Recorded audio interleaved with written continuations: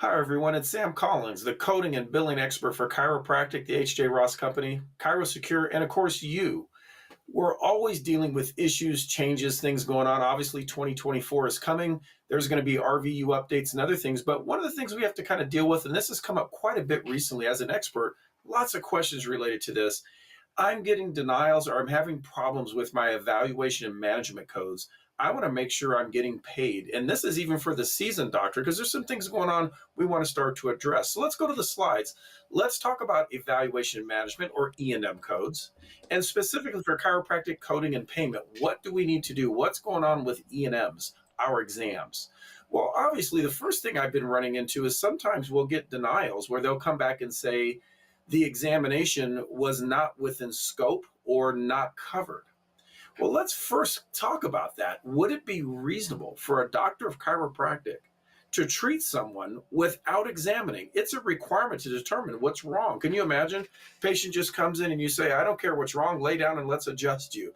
Obviously, there's legal and ethical requirements to do so to evaluate a person. So there is a requirement. So whenever you get a pushback on something like that, unless you have a contract that says otherwise. And this is where you do have to be careful. What if you join something that says we're bundling everything in? By example, if you belong to United Healthcare under Optum Health, they're going to bundle the exam into the treatment, meaning you're going to get $60 a visit, regardless of an exam, x-rays, or otherwise. So I'm talking outside of that. There otherwise, of course, is a requirement for an exam, and it should be payable unless it's contracted otherwise. However, something we have to consider is, are we using the right codes? Remember, the codes are updated. And in fact, they're changing a little bit for 2024. May want to get to a seminar with me to get that. But nonetheless, we're going to have new patient codes, 99202 to 205, and established patients codes, 99211 to 215. Remember, these codes have two components for use. Are you choosing the code based upon severity, medical decision making, something simple like a 202? Or something very highly complex, maybe life-threatening with a 205, or someplace in between. The key factor is it's going to be one of these. And when you use this code, what you are indicating is that you're doing an exam. And this is one that's going to be above and beyond what you do on a day-to-day basis. And that's the big reason for why you have to use modifier 25. And this is the issue I see time and time again. I'll get someone to contact me and say, hey, Sam, I got denied for an exam. And I'll say, okay, let's talk about that. Did you bill with a modifier 25? And particularly for a new doctor, they often say, what do you mean by modifier 25? Well, let's remember, modifier 25 is a requirement when billing an exam with treatment to be put on the exam to demonstrate that this exam is above and beyond what they call the pre, intra, and post-service evaluation. If you don't put that modifier, it's an automatic denial. You're basically stating to the insurance, don't pay me. So let's make sure we're putting on there, pay me. And that's what the 25 does. Remember, the 25 does not change the price. It just indicates it's a separate and distinct evaluation. Let's get into that a little bit. When you treat someone on a day-to-day basis, let's say it's the second visit, you're probably going to, on the second visit, ask them, hey, how are you feeling today? Is that a little better, a little worse? Maybe do some objective evaluation, leg check, palpation, range of motion. That part of an evaluation is embedded into the treatment or the manipulation code. So for that reason, we have to demonstrate to the carrier that the exam is above and beyond that. That's the reason for the 25.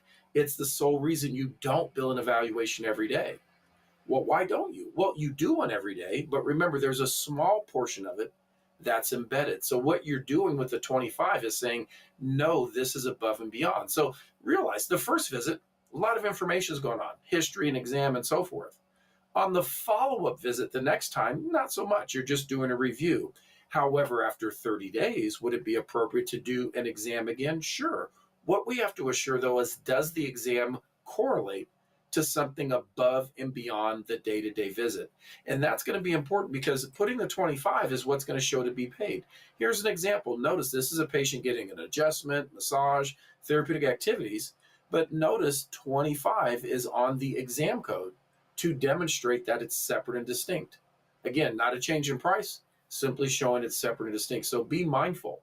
The number one reason exams are denied is lack of the modifier. The other factor, though, could be, did we demonstrate that it was separate? Now, sometimes people get confused and say, well, does it require it? So I want to show you, this is a picture. This is from the 2024 CPT manual. And I'm going to highlight here, it says the chiropractic manipulative treatment codes includes a pre-manipulation patient assessment. Additional evaluation management services, including office or outpatient visits, and it names all of them, including home visits. It says may be reported, and I'll go right here, may be reported separately using modifier 25. If the patient's condition requires a significant, separately identifiable E&M service above and beyond the usual pre-service and post-service work associated with the procedure. So you can see here, even in the manual, so if you ever get a pushback saying, oh, it's included, you're going to point out, that's the reason I put the 25, because it's separate and distinct and above and beyond. It isn't what you do day to day. The day-to-day eval I get, but the one you do after 30 days certainly is beyond that. Remember, when you do a re-exam, it must be a re-exam. Make it appear so. Right on that date, re-examination. Go through all the details. It's not the simple day-to-day one.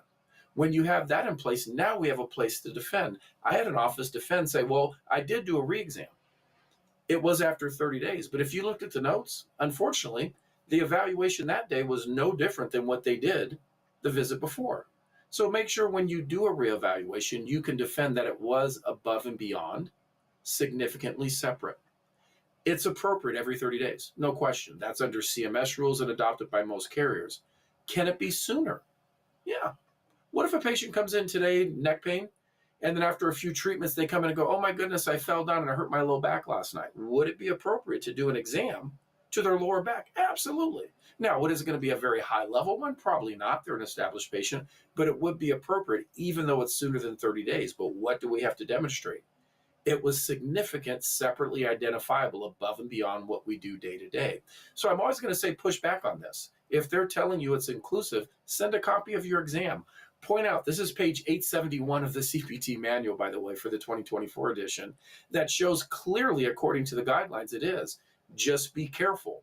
Don't bill an exam just because it's 30 days, but because it's separate, distinct, and above and beyond, the reason for the 25. Don't be caught in the trap of thinking you're just going to bill one because, but significant and separate, and of course, the use of the modifier.